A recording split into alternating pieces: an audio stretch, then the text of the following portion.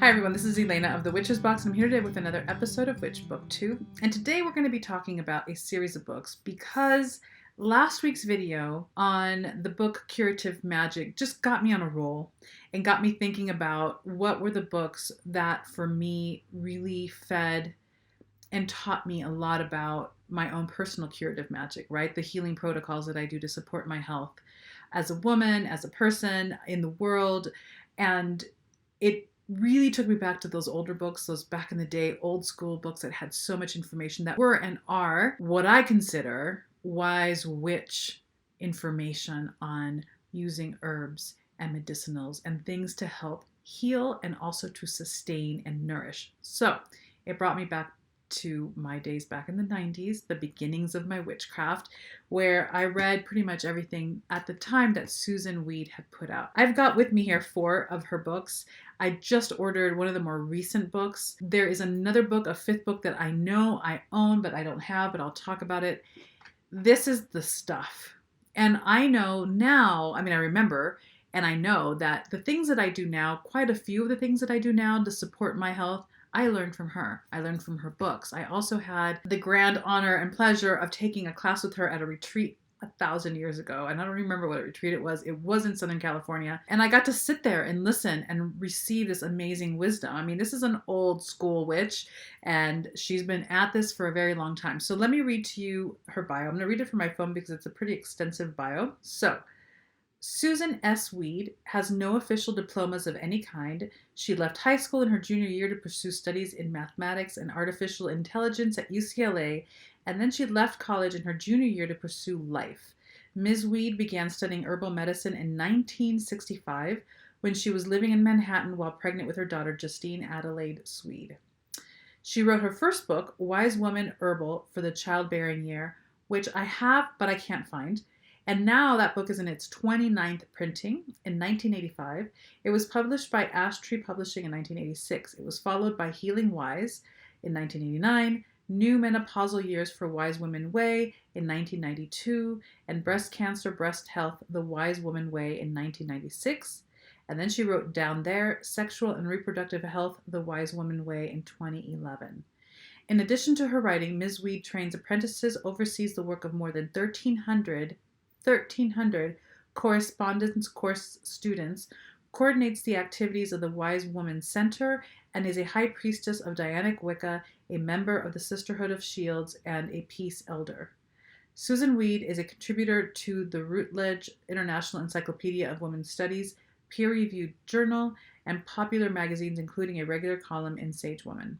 Her worldwide teaching schedule encompasses herbal medicine, ethnobotany, pharmacognosy, psychology of healing, ecoherbalism, nutrition, and women's health issues, and her venues include medical schools, hospital wellness centers, breast cancer centers, midwifery schools, naturopathic colleges, and shamanic training centers, as well as many conferences. Susun appears on many television and radio shows, including National Public Radio and NBC News. So one of the books that is not mentioned here, this might be a little bit of an older bio, is called, I think, The All Healing Way of some sort. I don't know. I ordered the book and the book is due here, and I was going to wait for the book to arrive before I did this review for all of you, but I'm going to list all of her books below. This is what I'm going to share with you. At least the books that I have here are geared towards women, and I'm going to start with this one. This is down there, Sexual and Reproductive Health, The Wise Woman Way. It's a big, meaty book. I'm going to read to you what's in here. What I'm going to say is this. When I got these books many years ago, I read through all of them. But these are books that for a very long time, whenever I had some sort of health issue that I wanted support with, this is beyond going to a doctor and getting a diagnosis and doing those due diligence steps. But when I wanted support, these are the books that I pulled out, especially when I wanted support around my menstrual cycle. I went there to learn what are my botanical allies and what can I read or drink or create or cook to help support my health. Many of the things that I still do today, I learned from these books that helped keep my body in balance when it was out of balance, or helped keep my body nourished when it was out of nourishment in certain ways. These are the books that had and still have the formulas for supporting your health. It is more than and deeper than the light a candle and put a little moonstone by it. And right, those rituals are important. They're supportive practices, yes. But this is the stuff. These are the recipes of healing that we have been passing down from generation to generation to generation. The information that we've learned by studying our botanical allies, by being with our botanical allies, by our personal gnosis that we pass down and share with one another. These books are the kind of kitchen encyclopedia that help make up your own personal wellness cabinet. These books have been invaluable. I've had these books forever. I think the first couple she published in the 80s, in the 90s, I got them, and they have made up a good portion of my own personal health protocols throughout the years and have changed. So this one, which is about sexual and reproductive health, particularly for women, and in fact, I think it's all for women. So know that this is geared towards that. This is her work. This is the focus of her work. I'm going to read you the table of content for this book, and then I'm going to go on to the others. The amount of information, not just in terms of recipes and curatives and remedies, but also biological, physiological information about how the body works and why it might get out of balance and how to address that is in here. These books are well studied, well referenced. The amount of information is so just profoundly intricate. I really respected that, and I needed that, because before you heal it, you need to understand it. You need to understand what kind of processes are going on in your body, what could go wrong, what might make something come out of balance. I should have led with these books, honestly, but it took last week's review to bring them up, like, oh my God, I have them, and I haven't looked at them in so long that I even forgot about them, which I feel totally terrible about. But it also reminded me of, oh yeah, when I drink my raspberry tea once a month, that's part of that. When I drink this, that's part of that. I learned that from her. So let me read you the table of contents for this first book, and then I'm going to go through the others as well. She has something that she's developed called the Wise Woman Tradition. So I'm not even going to get into that, but I'll put down links below to her website. Their websites are extensive in terms of the information there. You can read about what the philosophy behind that is, okay? So in this book, you cover the 6 steps of healing, using herbs safely, notes on homeopathic remedies, and then part 1 for everyone is what it's titled, but it covers the pelvic floor, healthy pelvic floor distresses, pelvic organ prolapses, pelvic floor exercises, chronic pelvic pain, for hemorrhoids, for anal fissures, anal fistulas. I mean, this goes in. Pelvic floor star. Then it talks about fenugreek and horse chestnut and how those help the pelvic floor extensively and its support. She talks about the bladder and all the bladder issues that could go wrong, the different issues that you might have with your bladder. And then again, it goes into the different types of herbs and herbal allies that can help you and support you in those issues. Trauma. She talks about trauma. She calls it trauma down there, but the trauma that we sustain to our reproductive system and how to manage that, support that, help heal that. This part is especially for women. The vulva, a healthy vulva distresses, different foods, vulvic cancer, the clitoris and the health for the clitoris, the vagina and health for the vagina, and all the herbs to help with all these different issues: discharge, dryness, itching, vaginitis, cysts, ulcers, cancer, on and on. I mean, there's like an extensive list of things. Health for the cervix and the herbs that help with that and all the issues that might go on with the cervix, issues around the uterus. I mean, this goes in. It's not just about menstrual health, but it's about dealing with fibroids. It's about dealing with endometriosis, dealing with a hysterectomy, preventing endometrial cancer, endometrial hypoplasia. I mean, it goes on. Do you get the picture? She goes in. It's not just about a page after page after page of recipes on, oh, this herb does this, this, and this. No, these are the things that can come out of balance and go into disease in your body, and these are the ways to address it. These books, I'm kind of really feeling some level of shame that it's taking me this long to bring these books up and talk about them, because the amount of work and information and wisdom in these books is just beyond the moon. And here I am last week talking about like, oh, I wish more books did this. And it's been so long that it just had completely fallen away from my memory. So I'm here. I'm trying to right a wrong, because if you're a woman, and you're interested in your reproductive health, these books are incredible, because it's this book and the others, and I'll talk about the others in a second, but let me keep going with this particular table of contents because we're still on it. She talks about the ovaries and all the different diseases that can go on with the ovaries and things to help support that. This is, I think, one of 2 books that are for both genders, and it's just both genders. It doesn't speak beyond that. Again, remember, these are older books, and we weren't having conversations of trans people. So That's a whole other thing. She has a section especially for men. She talks about the penis and the different issues that can go wrong with the penis, and also herbal allies that can work with that. The testes, the prostate. She talks about having an herbal pharmacy and what that is, and then an extensive glossary, an extensive bibliography, and an index. You couldn't really write a book like this without an index because there's just so much. It is a really chunky book. You get the biology, you get the education, and you get the remedies and the health support. This is such an invaluable book. I see my notes. I have notes in various areas here. I've had this for a while, and yeah, so this is this. Recommend it. I recommend everything she does. A long time ago, I really wanted to go and train with her, and I just didn't. This is a million years ago. I just didn't. At the time, if I'm not mistaken, you had to go to New York, where she had a farm, and she may still have her farm in upstate New York or New England. At the time, I just couldn't do it, but I had friends that went and studied with her extensively, and they learned so much. If I'm not mistaken, she's still teaching extensively. This is the next book, Breast Cancer, Breast Health, A Wise Woman Way. So chapter 1, which is for all women, can breast cancer be prevented? She talks about reproductive factors, estrogenic factors, hereditary factors, environmental factors, dietary factors, health factors, lifestyle factors. Can food prevent cancer? She talks about anti-cancer foods, anti-cancer phytochemicals, vitamins and mineral sources, taking our breasts into our own hands, breast massage, a slippery assortment of herbal oils, breast self-exam, breast massage oil by Mail. She talks about resources and how to source these things for yourself. Building powerful immunity, mammograms, who needs them. There's a lump in my breast lump option circuit. There's something in my mammogram. So all these different things she addresses. Section 2, for the women who are dancing with cancer.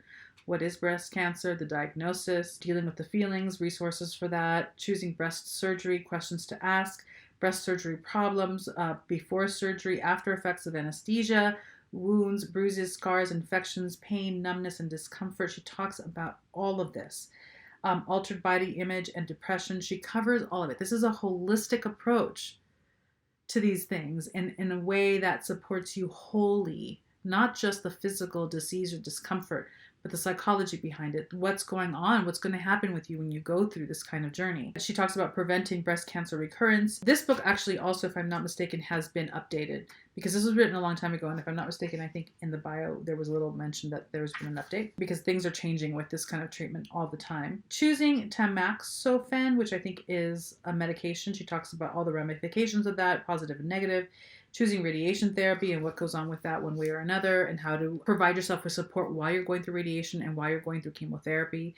Different things that will go haywire with your body when you go through those therapies because they're very taxing on your health in other systems.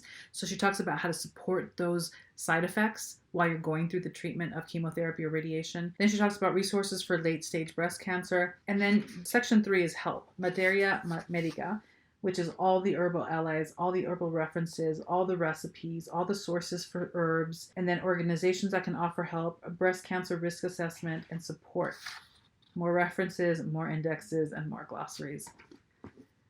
Breast health in general, even if you've never had a lump, if you've never had cancer, it's a great book to read because in the very beginning, what you get is how to support breast health before the diagnosis, and you may never get the diagnosis, hopefully. It changed my relationship with my breasts. And that's what I'm going to say right there.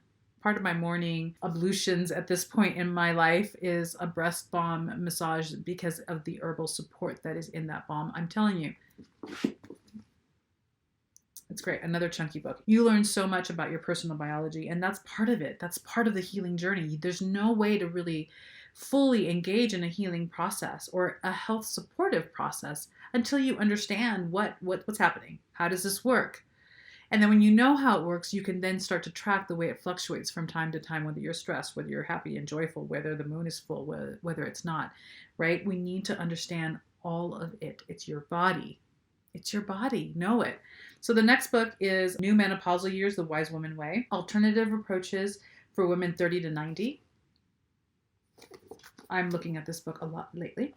I'm going to just tell you that right now. I love this book. When I read it long before menopause was even on the horizon for me. But again, because you learn so much about the way the body functions. I'm having such nostalgic feelings. I've said this before. I'm a 90s witch. I was reading all this up in the 90s and up into the early 2000s and on. Her name is nostalgic for me. These books feel nostalgic for me. These were one of the very first witch healing books that I had in my very first witch library a million years ago. This is as much me journeying back to my makings as it is about sharing with you really powerful 5++ important resources to have and resources to educate yourself, especially if you are a woman. This book, for those who are in menopause and who have stopped bleeding, this is an important resource as well. Let me tell you what the table of contents says. She goes into what the menopausal years are, how to use the book, using herbs safely. She talks about, is this menopause, and how to prepare for the journey and how to know that you're kind of entering into premenopause. She talks about menstrual irregularities, erratic intervals between flows, flooding, uterine fibroids, spotting, menstrual cramps, cessation of menses. She talks about building better bones. She talks about managing weight gain. She talks about PMS and how to manage that, fibromyalgia, the thyroid, fertility over 40, sex, references and resources, and herbal allies for women beginning menopause. She talks about a ritual interlude, the crone's time away. That was all in one chapter. All right, chapter 2. This is menopause, journey into change, the flashes and the flushes and the chills and how to manage those and how those manifest and why they manifest. This is such an important part of it because it gives you deeper meaning. For it's not just that these things are inconvenient. There's a reason why you're having hot flashes. There's benefit to it, and there's also inconvenience to it. She talks about that. Hairy problems, too much, too little, emotional uproar, sleep disturbances, headaches, heart palpitations for women taking hormones, progesterone creams preventing breast cancer, male menopause, andropause, references and resources. This is all in chapter 2. Chapter 3, postmenopause, she who knows the wise blood inside, vaginal bladder and bladder changes, and she has a whole myriad of list of things that can change and how to address that. Heart health, memory loss, dementia, Alzheimer's, osteoporosis, achy joints, references and resources, herbal allies for the postmenopausal woman, and then there's a ritual interlude that she calls Crohn's ceremony of commitment to her community. There's a recipe and pharmacy for the menopausal years, appendix, there's herbal sources of vitamins and minerals for the menopausal years, there's a whole list of minerals and selected herbs, and glossary and notes, and of course an index. Invaluable. I would even say if the topic of this book doesn't even apply to you, but you're a witch and you want to learn healing arts in any capacity, having this in your library as a support to those in your life that have these issues, I think is also a great thing. I can't say enough. This is what I want. This is what I've always wanted. This is what I had and I forgot. And this is what we should be really writing, really deeply in-depth ways to. These are the healing arts. And this is what self-care looks like, right? Those two things are not different. All right, this is the last book that I have. It's certainly not the last book that she wrote. This is a strange, old, torn paper with what I'm going to assume is Mandarin writing. I have no idea where I got this paper from, but it's under Dandelion. Because at one point I needed to read up on Dandelion and I was taking Dandelion as a tea. This is, again, we're going down memory lane with Elena. The Wise Woman Herbal Healing Wise, just general healing, but I'm going to read to you the table of contents. But right away when I opened it, I saw a little note that I wrote. I wrote here, do you see that? This is old stuff. I wrote in quotes, so I'm quoting someone, maybe it's her, wholeness is accepted, not created. Which I love because that brings to mind the fact that we're not broken. No one is broken. We're already whole. We just need to accept that. Oh my gosh.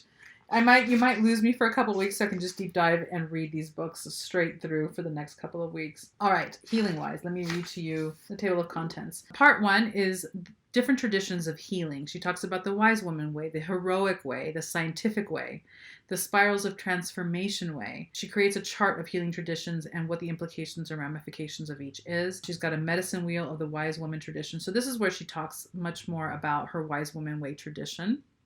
Part 2 are all about green allies and deep roots. She talks about burdock, chickweed, dandelion, nettle, oat straw, seaweeds, and violet.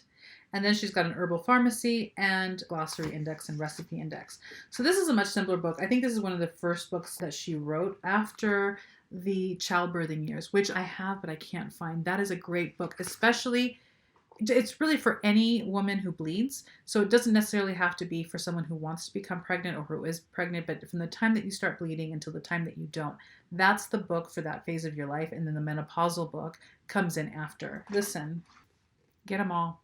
I'm waiting for the other one to come in the mail, and there may have been another one that I missed, but I will link down below to all these books, to the other books that she's written. I'll link down below to her teaching and correspondence courses if this is something that interests you. I've been saying this. I said this a couple nights ago when we had our Witch Live book coven with Danielle Dulski, and we talked about Clarissa Pinkola Estes in a unrelated to this conversation, but I have been called to, in some way, shape, or form, learn more from Dr. Clarissa Pinkola Estes, and she teaches out of Colorado, and I keep feeling like I have to find a way to learn from this woman before she leaves this plane. The wisdom is just so amazing. I feel the same way about Susun Weed. There's so much wisdom here. So much wisdom here. And she's one of our elders. She's been teaching since the 60s, people. Hello. This is a big deal. And so I feel like we have an opportunity, if this is something that we're called to learn from the big names, the people who have pioneered this area and have a lot to share. So anyway, if this is something that interests you in terms of learning and being a healing witch, everything that she has should be read. I know that she's got some correspondence courses. I know that you don't necessarily have to go and be there on the farm anymore the way it used to be, because that's what it was back in the day, I think. Things have changed in terms of how to access her knowledge and access her teachings. I will link to all of that down below. And because now I'm on a kick, I have a few other books that I've dug out, a few other books that I ordered, because we need to go deeper. We need to go deeper. It's not okay to just kind of feel like, oh, it's not my bag as a witch. It's not even about being a witch. I think that it's about being empowered in terms of your relationship with your body. And if really your witchcraft is about connection, deep down soul connection to the world around you, we have a world of botanical allies out there that are part of us, that we are a part of, and in the exchange there can be so much more nourishment that we both receive in that relationship, and that's the healing art. So there you go, Susun Weed. I'll link to all of this down below, and I probably won't do 3, 4, 5, or 6 weeks of book reviews on healing and the healing arts in general, but I'm going to sprinkle it in through the next several months just because I now have another stack of books. I pulled out some good ones that aren't necessarily witchcraft related, like Susun Weed's a witch, okay? But there are a couple, I'm looking over there, that are not necessarily by witches, but are chock full with deep, deep wisdom in terms of balancing the body. And I want you to know that I'm not by any means against Western medicine at all. I think it's got its place. I think that it's served us well in a lot of ways. Just because the delivery system, especially in the United States, is so deeply broken, doesn't mean that Western medicine is necessarily evil. I don't think that at all. I think that both things can go hand in hand in a really, really beneficial way. So don't misunderstand me. I'm not by any stretch of the imagination against Western medicine, but I also am for understanding that you are responsible for your health. You are responsible for the wellness of your body. You are the one who's going to be the most intimately aware of what is going on with your body, what's going on with you, and how to come back to a calibrated balance or a calibrated, sustained, supportive place. And these are the arts that go along with that. There are so many things that we can do to support ourselves while also getting help from Western medicine. So it's not like an either or here. But for me, it's definitely about being empowered in the knowledge and in the intimacy that you have with your own well-being. So I'm going to be talking about this a lot because I'm kind of on a kick. I'm on a couple of kicks, but this is one of them. If there are books out there that you've read that you feel are really good, I know a couple of you have already recommended a few that I'm going to start digging out. Please share them down below because I'd love to gather them and maybe do another book review on those as well. So we'll be hearing about this throughout the year. This is where we're at. Until next week, thank you so much. Be blessed, make magic, make love, enjoy the change of the seasons, and I will talk to you next week.